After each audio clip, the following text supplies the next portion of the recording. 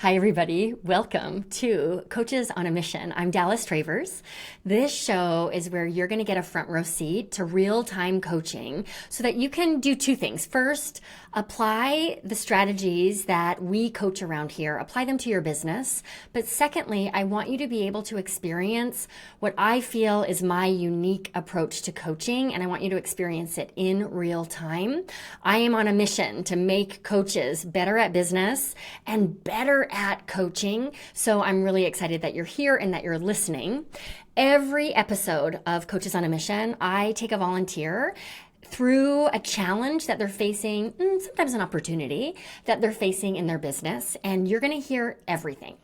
You're going to hear the questions. You're going to hear my line of thinking. You're going to hear some back and forth. You're going to hear us solve problems again in real time. So this is our second episode back. It's the first one that we're recording. I haven't even recorded the welcome back episode. So I'm very grateful that our volunteer stepped up and is making this happen. So if you're just joining us, you're totally in the right place. Let's get into it. So my guest today is Becky Grogan. She teaches writers the practical skills to market their work with ease and with authenticity. So Becky, thank you so much for coming on the show today. I'm so excited to be here. I can't even tell you. So thank you very much. Yeah, of course, of course. Okay, so we're going to get into your question in a moment.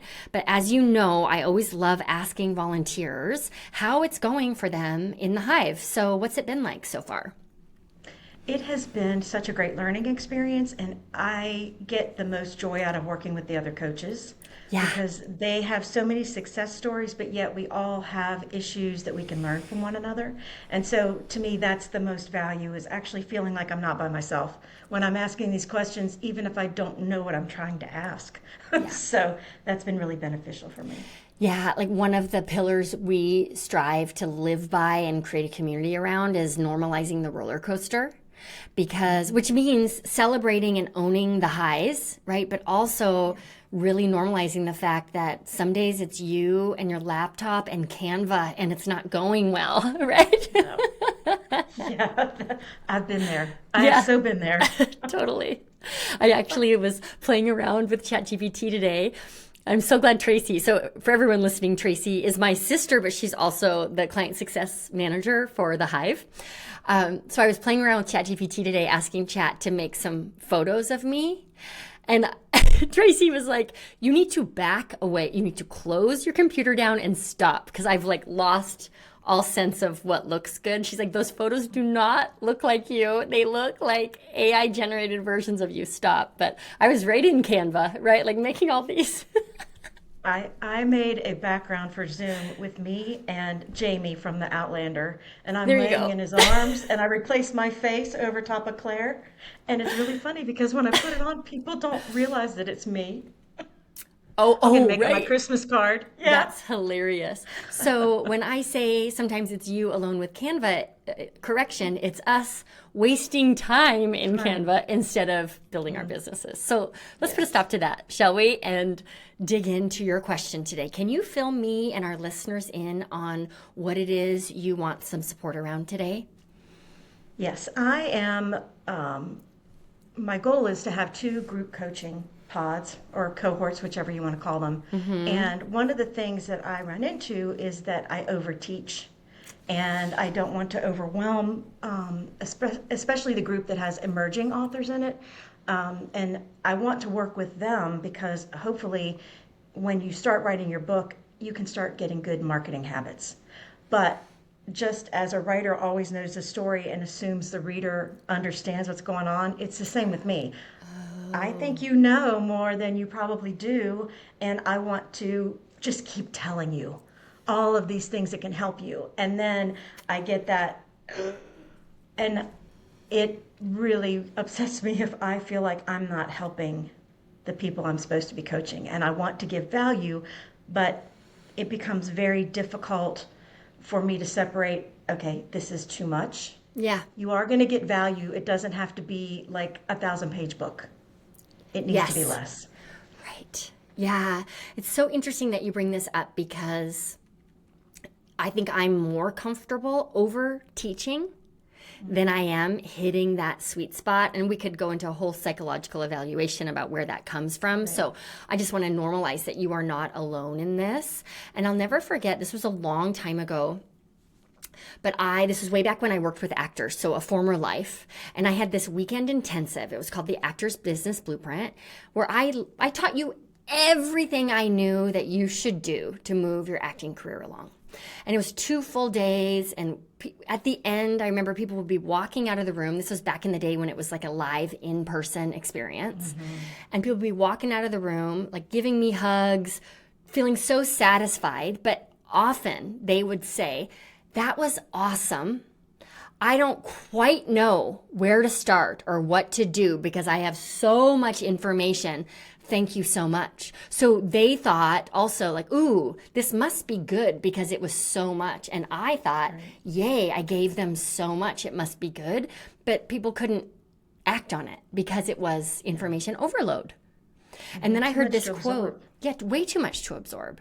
And I heard this quote once, which was, when it comes to sports, overtraining is as harmful as undertraining. So I don't think this is going to happen for either one of us, but imagine we're running a marathon together. Yeah, not me. Okay, same. A book marathon. Okay. Reading a book marathon. Okay. Imagine we're walking a 5K together. Better. If we undertrain, we might get blisters, right? We might get tired. We might quit. We're definitely going to be sore the next day. If we overtrain, we also are more prone to injury. We might get tired. We might quit. We're going to be sore or sick the next day. So as coaches, we need to find, and you know this, I'm kind of sharing this for our listeners, we've got to find that sweet spot, because our job is not to teach our clients everything. Our job is to help them believe in their own capabilities and take consistent action toward their goals. And over-delivering is the first thing that's going to stop people. Yeah. All right, so how can I be most helpful for you around this question you have about finding that balance inside of your group program? I think it's a matter of talking through it and understanding Great. How much content that I have, and this content for this program was done for one-on-one coaching, and I realized in that too it was too intense for the amount of time that I had. And so I was getting a lot of feedback and questions like, I don't even understand what you're telling me. I'm not getting, I'm talking about content strategy and how to reuse information, and they're like, ah. So I realized that I stick to the foundational pillars of my business, the way that I teach the marketing, which is based on identifying your author brand, which I base that on understanding your core values as a person and a writer.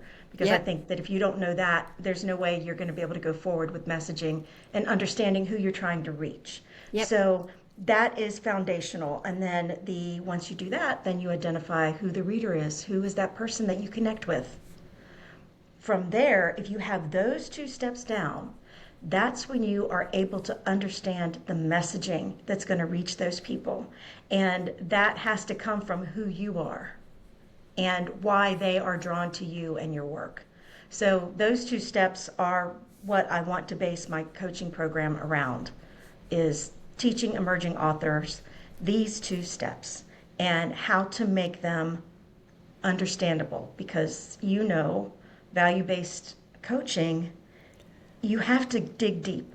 You have to think about those uncomfortable questions that you may not ever thought you'd have to as a writer, because it's just like, I just want to write. But if you really want to be successful with your marketing and your goal is to get your books into the hands of readers, you really have to understand, and it's so cliche, but your why and who you are. And that can be very uncomfortable. I did it myself, and it was hard. Yeah, and it can feel quite cumbersome. Yes. Right? To sit down and actually put like brain to pen to paper and take the time to do that work. Mm-hmm. Okay.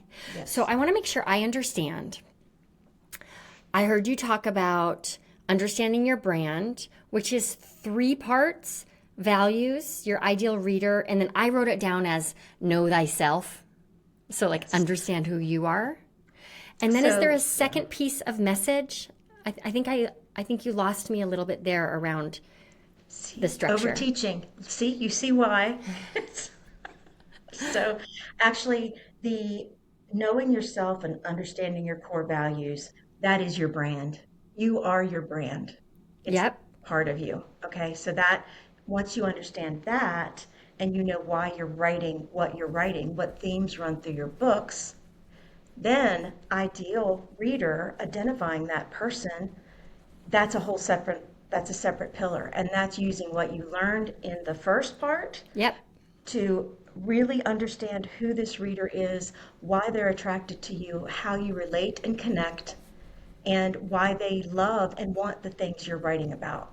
Yeah. So, if an example is I'm a writer who writes romance, but I am also, and I'm a single mom, and I have 3 children, so I'm a soccer mom, I'm a mom, I'm working, I'm writing, and I believe in second chances, and that's what goes through my books Yeah. because that's what I know. That's my experience.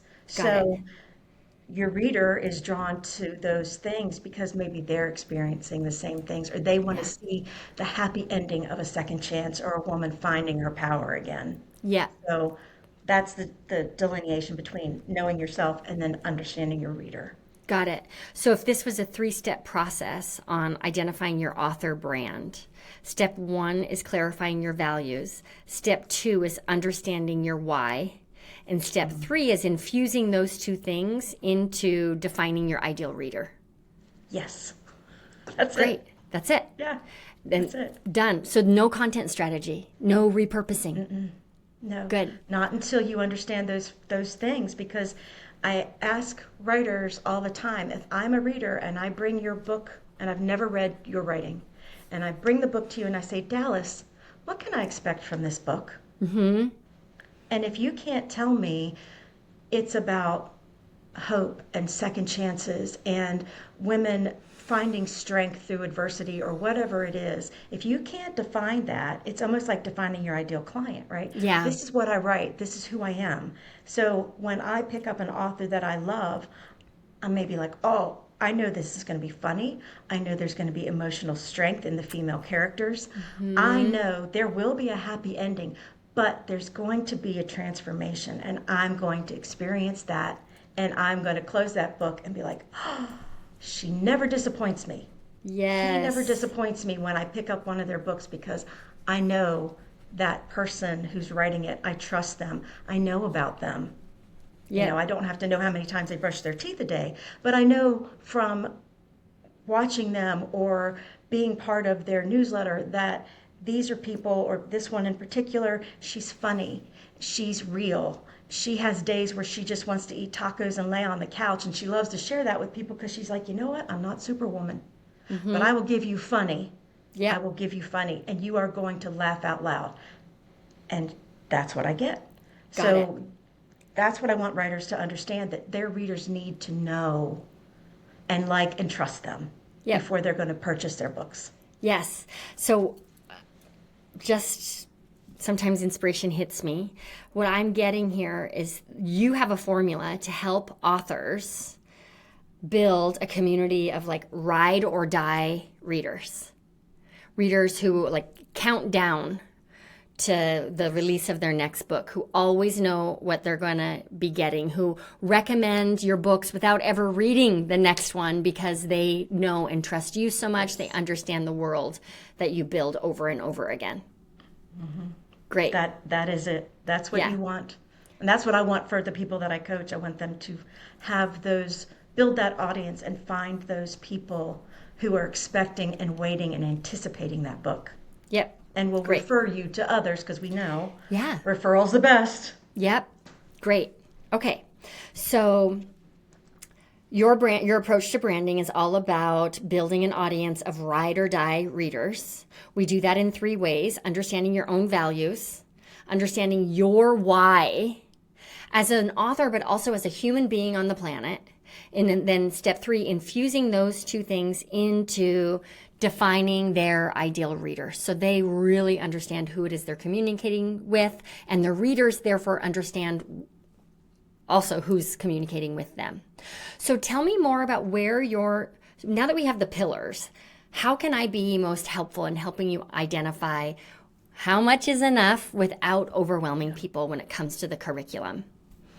I think sometimes for me, it's when you put it in those three categories, it makes it easy. If I did, as you had suggested once, like a 90-day sprint of something, that could be the 90-day sprint. But I also start getting confused when I think, all right, do they want, when we have live coaching, should I be teaching during that time, or should I have done something to prepare them and know what questions they have before we get to that live session? Because it's most beneficial when I shut up and let them talk. Yes. Oh my God. Yes.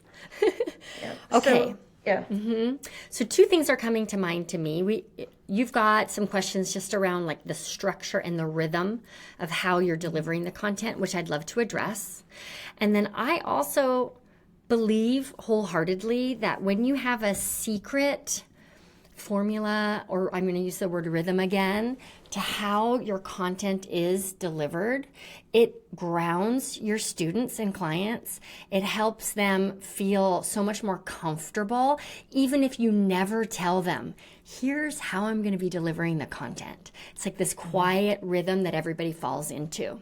So what I'd love to do is share the approach I take on like how I structure content I deliver, whether I deliver it live, whether it's recorded on videos, sales webinar, it's always the same. And then with that in mind, we can talk about the infrastructure of your program, or like the design and the deliverables. Would that be helpful? yes, because it's that infrastructure that I start getting really confused around. Yeah. I know what I want to teach, but it's like, there's too many pieces. Great. So this is gonna be very loud. I gotta tear my page. Bear with me here. All right, real-time coaching.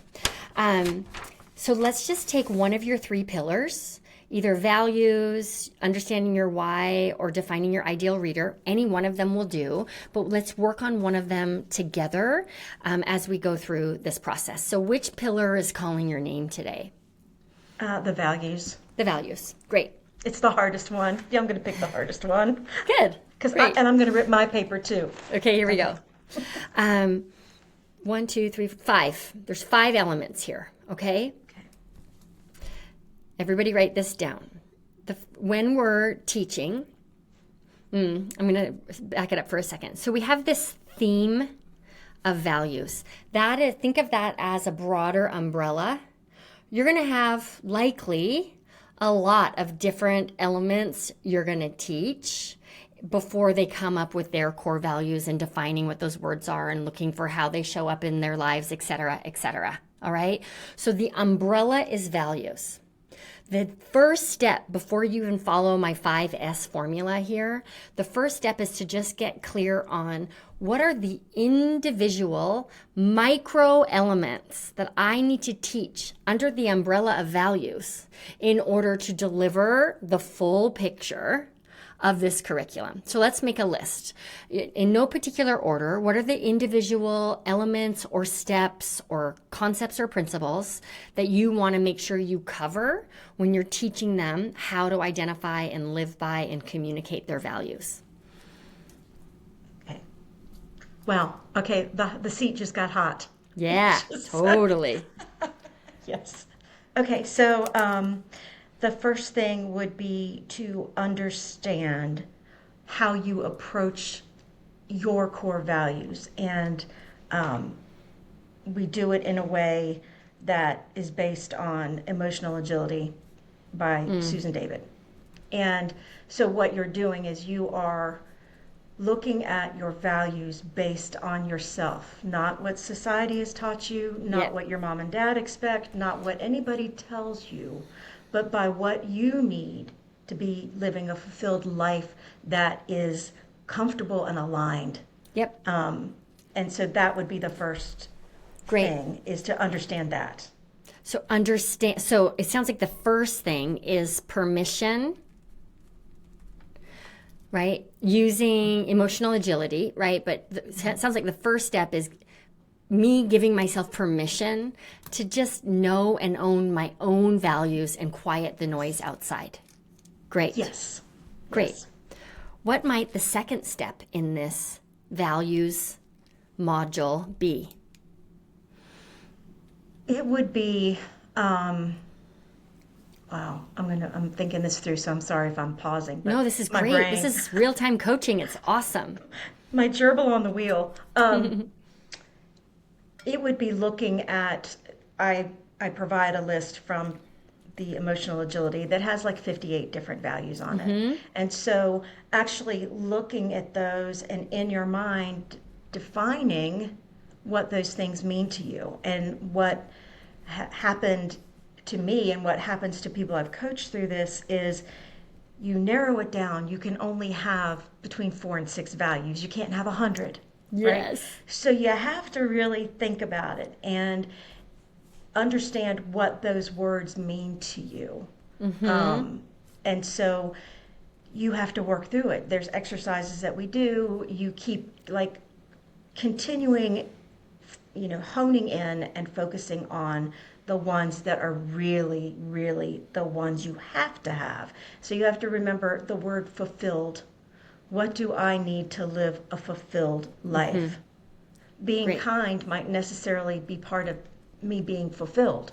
It may be part of my personality, but there is a difference in understanding those values. Great. Okay, so it sounds like the second step here is selecting your 4 to 5 core values, and you do that through analyzing this list of 58, defining them for yourself, digging deeper, getting more and more honest as you go through this process. Great. Yes. Is there a third step here? The third step, I was just thinking about this and then I was writing and I lost my third step. Okay. Give me 1 second. So we're permission to accept and then selecting your values. Oh, the third step is once you've done that, is understanding how acceptance of these values and recognizing them helps you to make better decisions, helps you to create boundaries, helps you to understand. I always say this, and this was the case for me every day before I understood my core values, was why is this so hard? Why is everything so hard? Because I was fighting. I was letting what people were telling me I should do, should be, should say, should value, instead of really using my own core values. Yeah. And when you identify that and understand how that helps you in your daily life, and if something's not comfortable and you sit with it for a minute and you go, that's not aligning with my need for structure or my need of independence. And so it helps you to start really accepting yourself and knowing who you are. And your world looks different when you are able to see it through your own eyes without the influence of anyone else. Yeah, that's awesome. Okay, so here's what I heard. Step 1 is permission to just get real about your own values, to accept the values that are yours. Step 2 is to then select your 4 to 5 core values through defining from this list of 58 and digging in.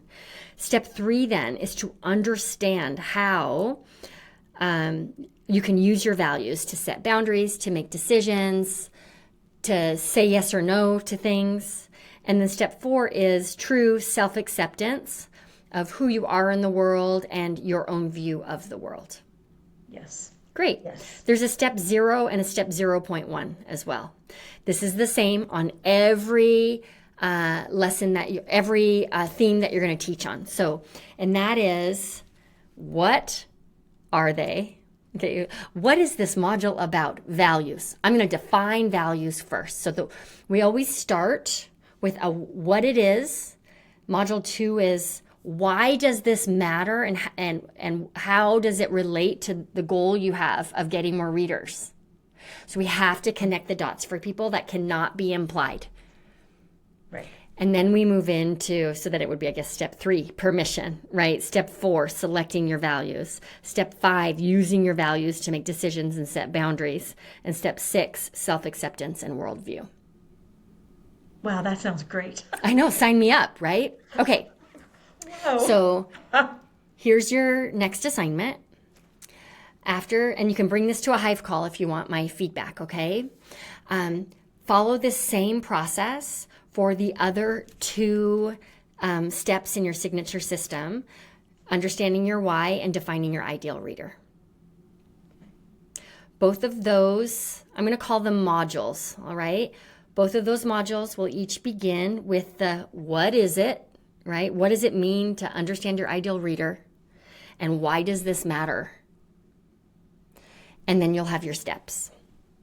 So those are the pain points and the answers to the pain points. Yeah. Right? Yeah. Sort of, kind of? It's sort of like, what's the point here? You're here, so your clients hire you because you're going to help them market their writing. Why are we talking about values? Aren't you going to just tell me how to like film Instagram reels? What are we doing here? So we have to always make the case in every step of your process, so that those first two steps in the module are making the case and connecting that back to their goal, the reason why they're in the program. Okay, that makes sense. Okay, great. Yes. So now we just outlined the content in module 1 of your program, and it's 6 steps. This is I can watch this again and read the notes. This is a podcast. It will be out in the world. Yes. I'm going to have to rewind and rewind. Is that a thing, rewinding? And we'll how old I also, am. just so you know, Becky, we will send you the recording before the episode airs, so you can get to work on this right away. Okay. Good. Okay. Here's how I recommend, back to the 5 S's I was talking about. Here's the formula I recommend following. Sometimes you're not going to follow it to a T, but it's a good guide in order to create that quiet rhythm in the background of how your content is delivered. This is what keeps your students and clients grounded. It's the thing that keeps them engaged and almost like understanding what's coming before you even tell them. All right? So with every one of these 6 steps that you're going to teach, I recommend following this formula. Situation, I'll give you all 5 steps and then I'll define them, okay? Situation, solution, story, steps, and then sometimes we plant a seed for what's coming next, all right? So the situation, another way to think of this is the problem or the obstacle that they face. So I'm just going to make up an example here. I hope it's accurate enough. So as a writer, like I've written and I'm trying to build an audience and nothing seems to land. That's the situation they're in. And it's the situation that knowing their values solves. Right? Okay. So we just begin, before we start teaching any of the how, we sort of set the stage. Here is the situation you might be experiencing. Step 2 is we name the solution. We don't teach it yet. We just introduce it and define it. Believe it or not, the solution to finding loyal readers who really become ride or die fans, that solution begins with naming your own values and understanding how they show up in your life. We don't go any further than that yet. We just introduce the concept. So far, so good? Yeah. Great. This is great. Step 3 is to tell a story. You might be building out a metaphor. You might share like data. Sometimes it's an anecdotal story. You did it earlier on in the podcast when you talked about this writer who she's not Superwoman, but she's going to make you laugh out loud. Right? So you tell a story to illustrate the power of the solution. Okay. So sometimes that story could be like, my client named Rebecca was really struggling to build a loyal following of readers, which made it really hard to find an agent who would rep her because she's just had a bunch of unfinished manuscripts, blah, blah, blah, blah, blah, right? Mm-hmm. When she understood her values, she realized, without ever knowing it, that she was trying to be this very sophisticated writer who people respect and who always uses big words, when in fact that is not Rebecca, right? So when she understood her value of realism, I'm making this up on the fly, you can tell, right, of humility, and gave herself permission to just write like she talks, it was so much easier to build her audience. Okay, so again, and we do this, we tell the story to get people kind of like bought in to the results so that they're more open to taking the actions you're about to teach them. I think you were reading my mind. Were you reading my mind? I don't know, maybe. That's an example I absolutely have used before. Oh, great. I'm a little bit psychic, so I might have just been like picking up on you. Okay, woo-woo sisters. There we go. We're good. Okay, so the next step here, this is step 4. This is where you break down the steps. Okay, now we're not breaking down all 6 steps in this video. We're breaking down step 1, permission, right? Or phase 1 of the process is permission. Let me teach you how to do that. Okay. Then when you're teaching on the second one, which was defining the values, we go back. Here's the situation. You think your values have to look good on paper. Or maybe you're living a life that your parents told you to live, and it's not the life that you want to live. The solution is to spend time defining some core values and picking the one that's yours. Let me tell you a story about that. Now, here are the steps to select your 4 to 5 core values. Does that make sense? This is good. Yay! Good. Okay. This is the answer to the problem. These are the small bits. This is how to get those small bite-sized pieces that a writer can understand. Yes. And now you don't feel like you're withholding because you actually get to deliver everything you know and you deliver it in such a simple way, right? Step-by-step way that people stay engaged and they follow along and they complete their work. Yeah, this is relieving for me.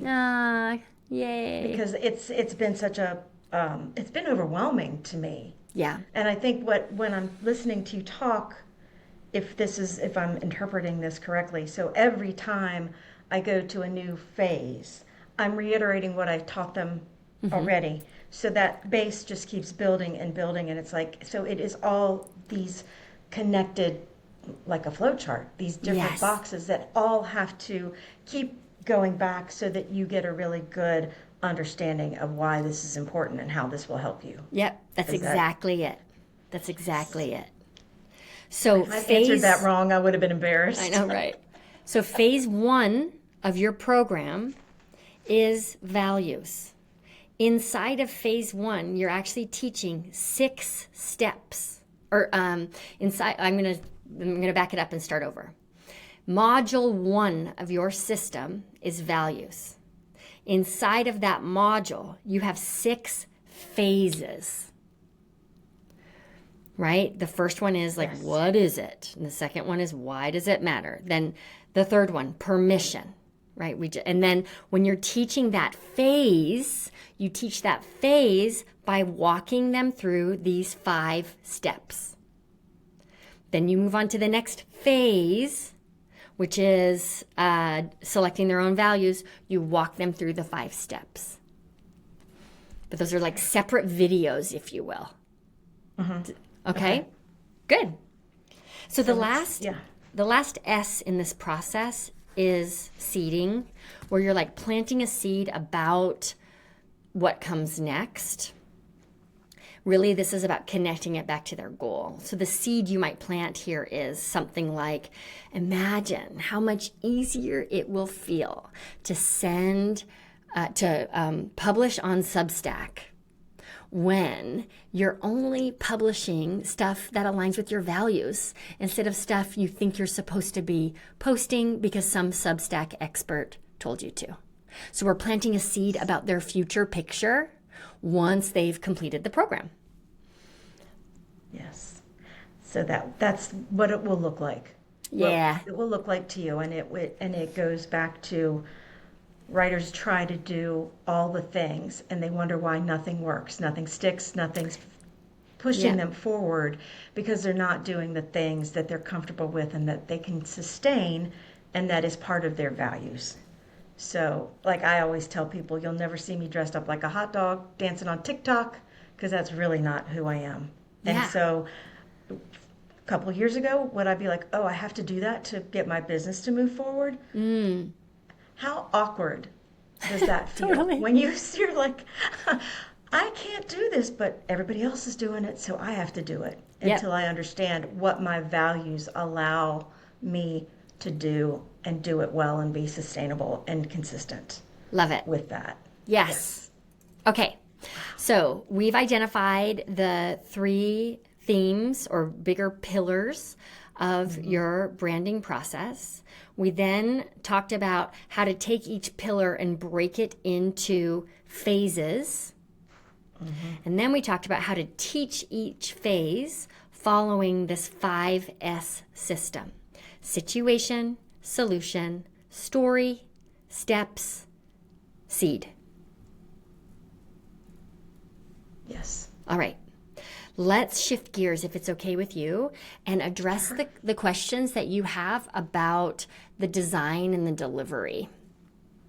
Yes, because I like a rhythm, and my personality is such that I teach in a very empathetic and intuitive way, but I need to have structure and understand what I'm doing so that you can have that rhythm, and it just will continue to get better, because I know the first time I do this in a group, it's probably going to be like sucking big time in some ways. Totally. You know? It's just going to be like, oh my God, this is not working. And I'm seeing blank stares and everybody's like, I can't be there next week because, I just can't do it. So I want to build that rhythm so that I can follow it and continue to improve it. And they will improve. Every group will improve. Now nobody's going to want to be in the first group. No. Okay, I disagree. Here's why. Oh, this is so good. I'm glad you're bringing this up. I think it's going to go directly to our question about, like, do I record videos and do they, like, all of that stuff. I believe that the best time you're ever going to deliver a program is the first time. Because you're not only showing up as the wise and caring teacher, but you're also showing up as the course creator who's there to, like, optimize the experience. You will never be more accessible than you are with the pilot program. Oh, I hadn't thought of it that way, but that right, like you're in it in a different way than you are when you're sending people pre-recorded videos. So here's how I always suggest rolling out the first phase of a program like this. The mistake a lot of coaches make is now you're going to go hide away and record a bunch of videos instead of making sure you're not missing anything in the recording. So then you launch the course and people watch the videos and you get a whole bunch of the same question and realize, oh crap, I got to re-record that thing because I left out something really important. So what we do the first time, the first iteration, is everything is delivered live. So maybe what that looks like, I'm kind of making this up on the fly a little bit, is Tuesdays is the classroom. People come to class and you are going to teach. There'll be time for questions a little bit throughout, but really this is delivering the content for that week. Thursday is the coaching call, where people bring their questions about that week's content. This is going to ensure, because you're co-creating with your students, that you're not overdoing it with the curriculum, that you're not skipping things that to you are really obvious, but to your students are not obvious. And then you take essentially the feedback and the questions that you got each week to lock in your final draft, if you will, of what will soon become, for the next round, the pre-recorded modules. So the next round, a new module opens up every Monday. That Friday, you host the Q&A to address any questions people had about that week's content. So in this, and this was something I was planning to do, because I think sometimes I get it stuck in my head that I have to do X, Y, and Z, and if I don't do those things, then I'm not going to be successful with the program. Okay. So part of what I was thinking was, yes, content, and then, I hate this word, not homework, but exercises to do. Mm-hmm. Yeah. And then that's part of the live coaching. Now, does this mean I'm going to have to review everything and answer all the questions, or do I just wait and do it in the session? Yes. Because then I look at it and go, you know what? If I am going to have to spend 100 hours doing this, it's going to be an expensive program. Yes, great. So, great. But with this first time around, do everything live, because that's where you're going to learn the most. And again, the first time is the best time. No one's ever going to get this much of you again. So what it might look like is Monday, you deliver content. They have exercises to complete. The following Monday, maybe you really stretch this out and make it spacious, right? The following Monday is the Q&A. okay. Then, Okay. and then it's like catching up on their exercises. The following Monday is content with exercises to complete. So 1 week is content, the following week is Q&A on that content. Then content, Q&A on that content. So there's a ton of time for people to really do this work. So it's a group coaching. The suggestion is every week, and not every other week, meaning for like a longer amount of time. You have so much content to deliver here. If you do it every other week, it's going to be a year-long program, and all they're going to have is their values and their ideal reader. That's not enough. It's got to be every week. That's what I needed to hear. Yeah. Yeah. Okay.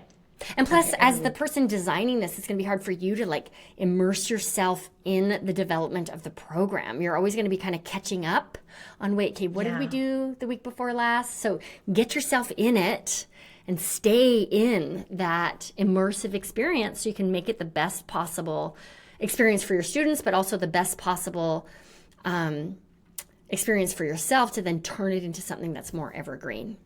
Where now, the next time you teach it, you're not delivering the content, you're dropping the content, and people are watching it and doing their exercises, and you're just doing Q&As once a week.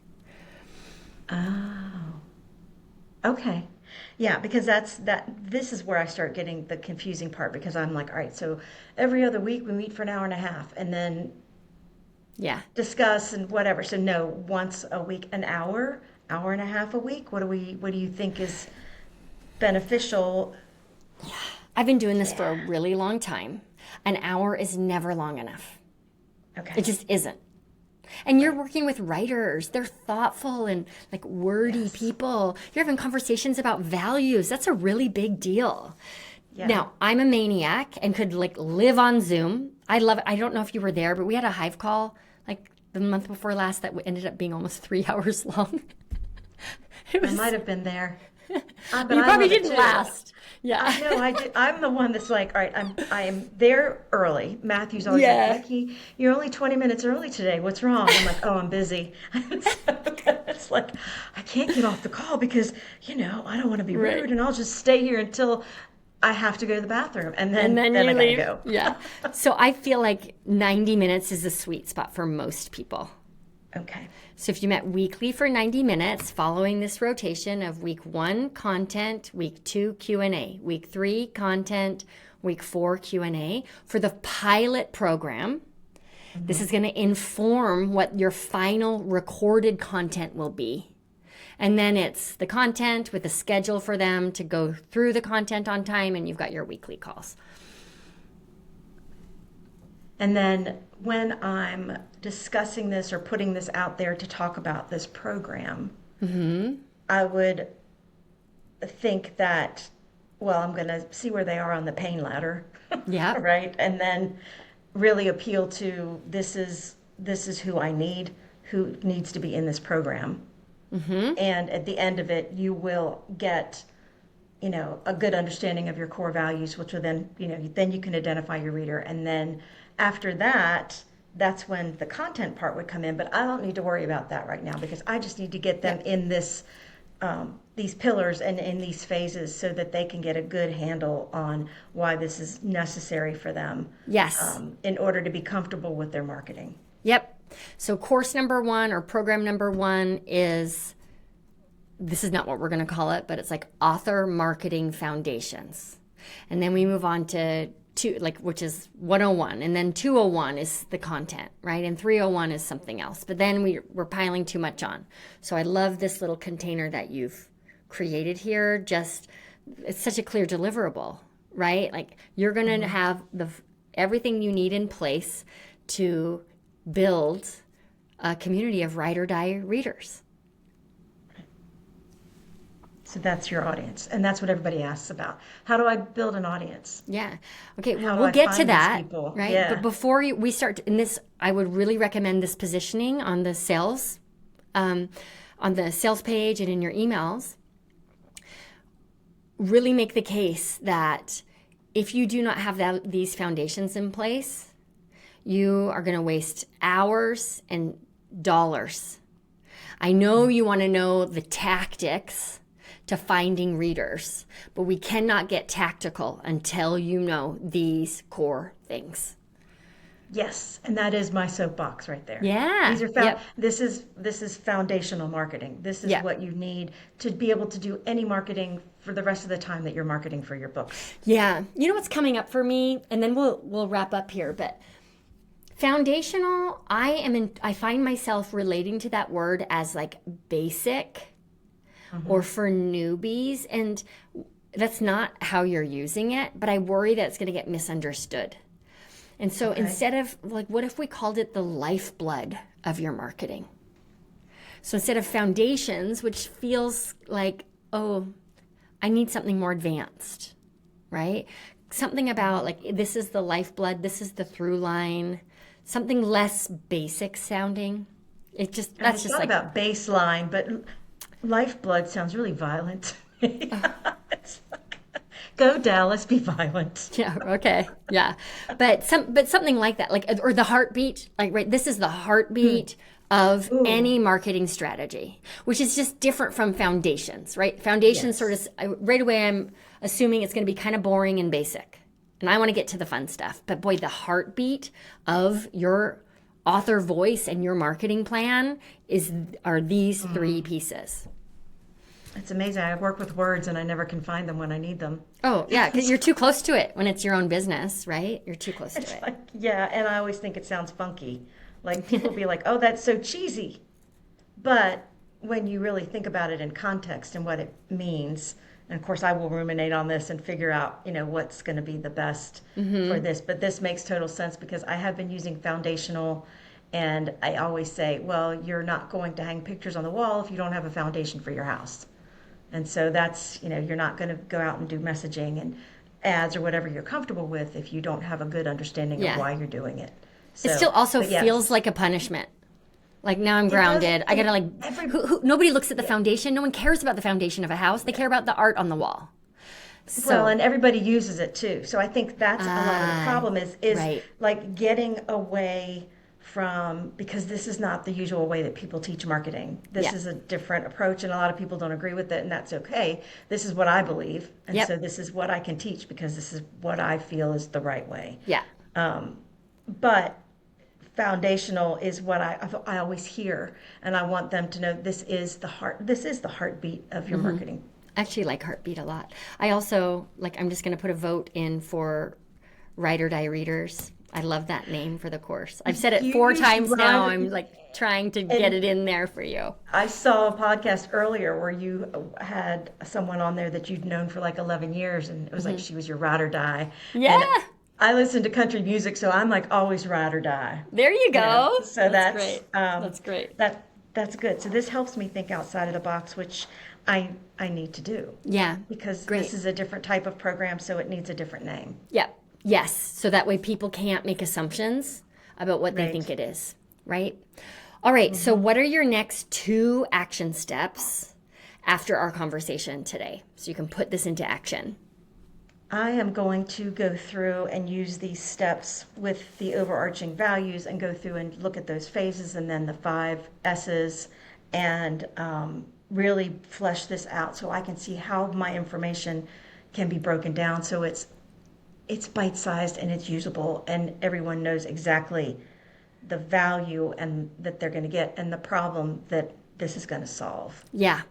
And then I'm going to come up with a really kick-ass name. I love it. I love it. You got to update me. I do want to say one thing to you and to our listeners before we wrap up, and that is there will be some weeks, I just broke this down into these micro lessons and, oh my God, is this going to be a 90-week program? No, because there will be one day where, you've got 90 minutes to fill of content. So you will likely teach about permission and selecting your values in just one lesson. So each individual, or in just one meeting together, right? Each individual phase here isn't its own week necessarily. You're going to let the time allotted each week be filled with as much content as fits. So I just wanted to narrate that for everybody. So this could be a 90-day program, possibly, or? Here's your assignment. Take those steps, outline it, right? And then put like your estimate about like how long it would take you to teach each of these. Bring it to a Hive call, and then we'll see how long the program actually is. I think it could be a 90-day program. It could be 120, could be 4 months. I was going to say, is it weird to say it's a 4-month program? No. Because everybody's like 369, kind of. You know what? We let the content dictate the length of the program, not the other way around. Okay, content. All right. Great. All right. Perfect. See, those were burning questions, and now you've answered We them. did it. And I lost my earbud. I told you it would fall out. Yeah. before the end of Good. the That's how we program. know. That's how we know we're done. Becky, thanks for coming on the show. Please keep me updated. I'll see you in the Hive to answer any lingering questions. And I just want to take a moment and thank our listeners for also sticking with us. This formula, these 5 S's, situation, solution, story, steps, and seed, this is the heartbeat of how you can deliver content, whether that's a lead magnet, whether that's a webinar, or content you're delivering inside of your program. So I want to thank everybody for tuning in today, and thank you, Becky, for joining us. I'm so happy to have the podcast back. What a great opportunity. Thank you so much for letting me be on here and solving this problem for me. Yes. You're welcome. Thanks. Thank you.